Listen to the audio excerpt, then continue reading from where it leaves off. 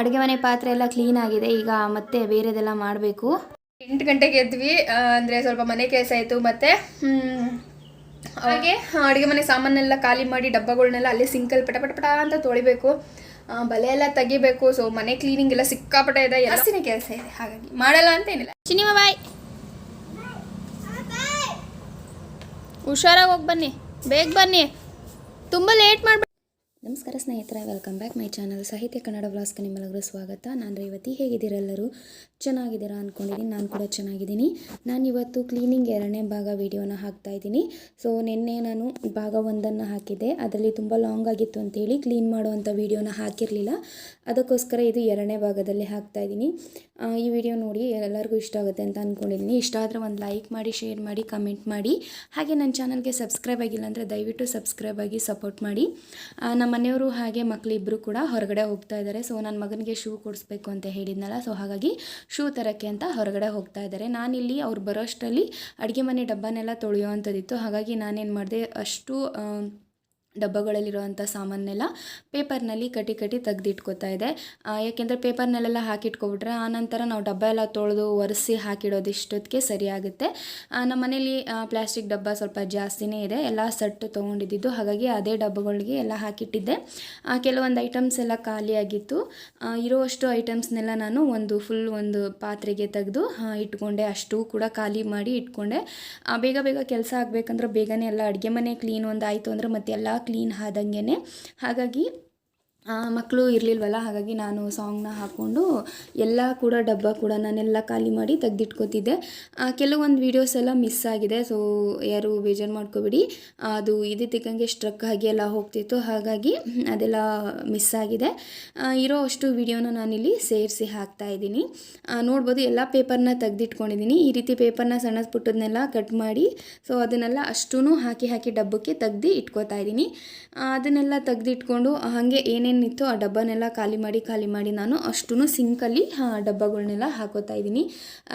So ಎಲ್ಲ full ಡಬ್ಬಗಳು ಏನೇನು ಬೇಕು ಬೇಡ ಎಲ್ಲವೂ ಈ ಟೈಮಲ್ಲಿ ನೋಡ್ಬೋದು. ಯಾಕೆಂದರೆ ಕೆಲವೊಂದು ಡಬ್ಬಗಳಲ್ಲಿ ನಾವು ಐಟಮ್ಸ್ನ ಇಟ್ಟು ತೆಗೆದಿಟ್ಬಿಟ್ಟಿರ್ತೀವಿ, ಬಟ್ ಅದನ್ನು ತೆಗಿಯೋಕೆ ಆಗ್ತಾ ಇರೋದಿಲ್ಲ. ಆವಾಗ ಏನಾಗುತ್ತೆ, ನಮಗೆ ಡಬ್ಬದೆಲ್ಲ ಹಾಗಾಗಿ ಉಳ್ಕೊಬಿಟ್ಟಿರುತ್ತೆ. ಈ ರೀತಿ ಕ್ಲೀನ್ ಮಾಡೋ ಟೈಮಲ್ಲಿ ಡಬ್ಬಗಳನ್ನೆಲ್ಲ ನೋಡಿದಾಗ ಏನೇನಿದೆ ಏನೇನಿಲ್ಲ ಅನ್ನೋದು ಪ್ರತಿಯೊಂದು ನಮಗೆ ಕಾಣುತ್ತೆ. ಸೊ ಹಾಗಾಗಿ ನಾವು ಈ ಟೈಮ್ನಲ್ಲಿ ಎಲ್ಲ ಡಬ್ಬ ಕೂಡ ತೊಳೆಯೋದ್ರಿಂದ ಸೊ ಕೆಲವೊಂದು ಐಟಮ್ನೆಲ್ಲ ಹಾಳಾಗಿರುತ್ತೆ, ನೋಡದೆ ತುಂಬ ದಿನ ಉಳಿದೋಗಿರುತ್ತೆ. ಹಾಗಾಗಿ ಈ ಟೈಮ್ನಲ್ಲಿ ನೋಡ್ಕೊಂಡು ನಾವು ತೆಗೆದಿಟ್ಕೋಬೋದು. ನಾನು ಆ ಥರ ಏನೂ ಹಾಕಿಡಲ್ಲ, ಸೊ ಹಾಕಿಟ್ರೂ ಕೂಡ ಮರೆಯೋಲ್ಲ ಯಾವ್ಯಾವ ಡಬ್ಬದಲ್ಲಿ ಏನೇನಿದೆ ಅಂತೇಳಿ ಗೊತ್ತಾಗ್ಬಿಡುತ್ತೆ. ನಾನೆಲ್ಲ ಈ ಥರ ವೈಟ್ ಡಬ್ಬನೇ ತೊಗೊಂಡಿರೋದ್ರಿಂದ ಯಾವ್ಯಾವ ಡಬ್ಬದಲ್ಲಿ ಏನೇನಿದೆ ಅನ್ನೋದೆಲ್ಲ ಪ್ರತಿಯೊಂದು ಕೂಡ ಸೊ ಕಾಣುತ್ತೆ. ಮ್ಯೂಸಿಕ್ ಹಾಕ್ಕೊಂಡಿದ್ನಲ್ಲ, ಸೊ ಹಾಗೆ ಮ್ಯೂಸಿಕ್ನ ಹೇಳ್ತಾ ಹಾಗೆ ಎಲ್ಲ ಖಾಲಿ ಮಾಡಿ ತೆಗೆದಿಡ್ತಾ ಇದೆ. ಸೊ ಮ್ಯೂಸಿಕ್ ಕೇಳ್ತಾನೆ ಕೆಲಸ ಮಾಡ್ತಾಯಿದ್ರೆ ಏನೋ ಒಂಥರ ಮನಸ್ಸಿಗೆ ಸಮಾಧಾನ, ಹಾಗೆ ಬೇಗ ಕೆಲಸ ಕೂಡ ಮುಗಿಯೋದು ಗೊತ್ತಾಗೋದಿಲ್ಲ. ಹಾಗಾಗಿ ಸ್ವಲ್ಪ ಮ್ಯೂಸಿಕ್ನ ಕೇಳ್ತೀನಿ ನಾನು. ನೀವು ಕೂಡ ಮ್ಯೂಸಿಕ್ ಕೇಳ್ತೀರಾ, ಹೇಗೆ ಏನು ಅನ್ನೋದನ್ನ ನನಗೆ ಕಮೆಂಟಲ್ಲಿ ತಿಳಿಸಿ. ಸೊ ನಾನು ಕೂಡ ಮ್ಯೂಸಿಕ್ ಕೇಳಿಕೊಂಡೆ ನಾನು ಯಾವಾಗೂ ಏನಾದ್ರು ಕೆಲಸ ಮಾಡ್ತಿರ್ತೀನಿ. ನನ್ನ ಮಗಳು ಇದ್ದಾಗ ಸೊ ಅವಳಿಗೆ ಗೊಂಬೆನ ಇಟ್ಟು ನಾನು ವಿಡಿಯೋನ ಅಂದರೆ ಫುಲ್ ಕ್ಲೀನ್ ಮಾಡ್ತಾ ಇರ್ತೀನಿ. ಇಲ್ಲ ಅಂದರೆ ನಾನು ಮ್ಯೂಸಿಕ್ನ ಇಟ್ಕೋತೀನಿ. ಕೆಲವೊಂದು ಟೈಮ್ ಅವಳು ಕೂಡ ಮ್ಯೂಸಿಕ್ನ ನೋಡ್ತಾಳೆ, ಸೊ ಅವಳಿಗೂ ಕೂಡ ಇಷ್ಟ ಆಗುತ್ತೆ ಮ್ಯೂಸಿಕ್ಕು. ಹಾಗಾಗಿ ನಾನು ಮ್ಯೂಸಿಕ್ನ ಹಾಕಿ ಬಿಟ್ಬಿಡ್ತೀನಿ. ಮ್ಯೂಸಿಕ್ನೆಲ್ಲ ಹಾಕಿ ಬಿಟ್ಬಿಟ್ಟು ನಾನು ಕೆಲಸನ ಮಾಡ್ಕೋತೀನಿ. ಸೊ ಇವಾಗ ಇದಿಷ್ಟೂ ಕೂಡ ನಾನು ಖಾಲಿ ಮಾಡಿ ಹಾಕೋತೀನಿ.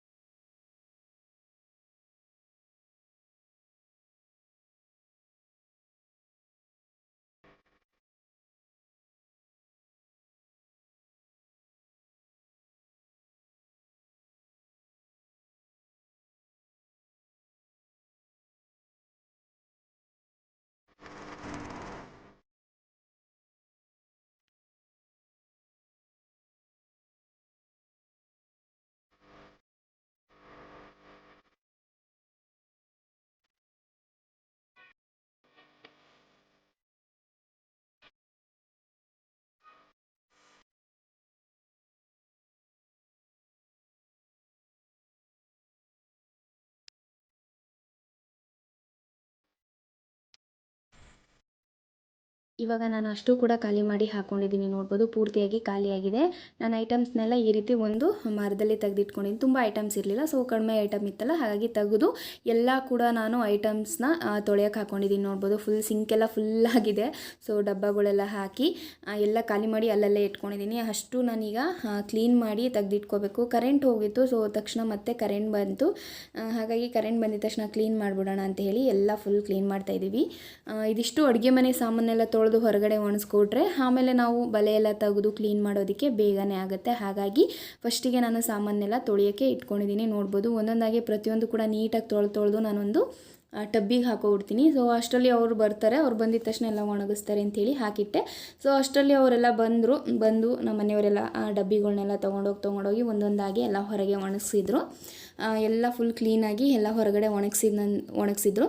ಸೊ ತುಂಬಾ ಗಲೀಜೇನಾಗಿರಲಿಲ್ಲ, ಯಾಕೆಂದರೆ ನಾನು ಅವಲ್ಲಲ್ಲೇ ಸ್ವಲ್ಪ ತೊಳ್ಕೊತಾ ಇರ್ತೀನಿ ಗಲೀಜಾಗಿದ್ದಂಥದ್ದನ್ನು. ತುಂಬ ಇಟ್ಕೊಳ್ಳೋಕೆ ಹೋಗಲ್ಲ, ಯಾಕೆಂದರೆ ತುಂಬ ಗಲೀಜಾಗೋ ತನಕ ಇಟ್ಕೊಬಿಟ್ರೆ ನಮಗೆ ಕಷ್ಟ ಆಗುತ್ತೆ. ಹಾಗೆ ಅವಾಗವಾಗ ನಾವು ಈ ಪಾತ್ರೆಗಳನ್ನೆಲ್ಲ ತೊಳ್ಕೊತಾ ಇದ್ದರೆ ಸೊ ಅಡುಗೆ ಮನೆ ಐಟಮ್ಸ್ನೆಲ್ಲ ಬೇಗನೆ ಕೆಲಸ ಕೂಡ ಆಗುತ್ತೆ. ಹಾಗೆ ನಮಗಿಂತ ಹಬ್ಬ ಟೈಮ್ಗಳಲ್ಲಿ ಬೇಗನೆ ತೊಳ್ಕೊಬೋದು, ಪಾತ್ರೆ ಕೂಡ ಗಲೀಜು ಇರಲ್ಲ ಅಂದರೆ ಡಬ್ಬಗಳು. ಹಾಗಾಗಿ ನಾನೇನು ಮಾಡ್ತೀನಿ, ಅವಾಗವಾಗ ಸ್ವಲ್ಪನ ತೊಳ್ಕೊಬಿಡ್ತೀನಿ ತುಂಬ ಗಲೀಜಾದಂಥ ಡಬ್ಬಿಗಳ್ನೆಲ್ಲ. ಸೊ ಹಾಗಾಗಿ ನನಗೆ ತುಂಬ ಟೈಮ್ ಹಿಡಿಲಿಲ್ಲ, ಬೇಗನೆ ನಾನು ಇದನ್ನೆಲ್ಲ ತೊಳೆದು ಇಟ್ಕೊಂಡೆ. ಸೊ ಅಷ್ಟೂ ನಾನು ನೀರನ್ನ ಕೊಡ್ಕಿ ಸೊ ಬೇಸನಿಗೆ ಹಾಕ್ಕೊಂಡೆ.